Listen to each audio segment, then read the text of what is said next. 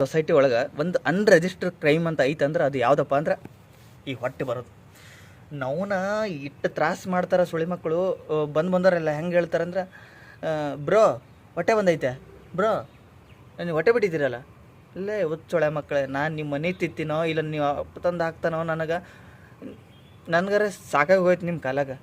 ಅದ್ರಾಗ ಹೇಳ್ತೀನಲ್ಲ by, especially ಮದುವೆಗಿಂತ ಮುಂಚೆ ಏನಾದರೂ ಈ ಹೊಟ್ಟೆ ಬಂದೈತೆ ಅಂತ ಗೊತ್ತಾದ್ರೆ ಅದು ಹೆಣ್ಮಕ್ಳು ಆಗಿರ್ಬೋದು ಅಥವಾ ಗಂಡು ಮಕ್ಕಳೇ ಆಗಿರ್ಬೋದು.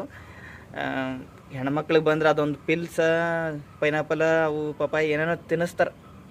ನಿನ್ಗೆ ಯಾಕೆ ಹೇಳಕ್ಕೆ, ನಿನ್ಗೆ ಆಲ್ರೆಡಿ ಗೊತ್ತದ ಅವೆಲ್ಲ. ಆದ್ರೆ ಗಂಡು ಮಕ್ಳಿಗೆ ಬಂದ್ರೆ ಬೈ ನಾವು ಎಷ್ಟು ಅಸಹ್ಯ ಮಾಡ್ತಾರೆ ಅನ್ನೋದು ನಾವು ಬೇಸರ ಆಗ್ಬಿಟ್ಟೈತೆ ನನಗೆ.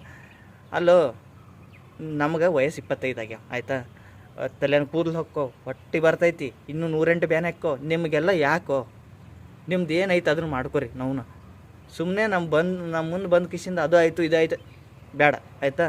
ನೀವು ತಿನ್ನೋದಾದ್ರೆ ತಿನ್ನಿರಿ, ನಿಮ್ಗೇನು ಬೇಡ ಅಂದಿಲ್ಲ. ನೀವು ಹಂಗೆ ನಾ ಏನು ಜೀವ ಮರಿಗೆ ರೈಸ್ ಕಡಿಮೆ ಮಾಡಿದೆ, ಉಪವಾಸ ಇದ್ದೆ, ಅವೆಲ್ಲ ಚಾನ್ಸ್ ಎಲ್ಲ. ಇನ್ನು ಜಿಮ್ಮಿಗೆ ಹೋಗೋದಂತೂ ದೂರದ ಮಾತು. ನಾವು ತಿತ್ತೀವಿ, ಮಕ್ಕೋತೀವಿ, ಇಟ್ಟೆ ಮಾಡ್ತೀವಿ ಹೊರತು ನಿಮ್ಮದು ಯಾವುದೂ ಕೇಳಲ್ಲ. ನಾವೇನು ಅಸಹ್ಯ ಅಂತ ಅನ್ಕೊಳ್ಳೋದಿಲ್ಲ. ನೀವು ತಿನ್ನೋದಾದ್ರೆ ತಿನ್ನಿರಿ, ಇಲ್ಲ ಹೊಯ್ಕೊತ್ತೋರಿ ಅಷ್ಟೇ.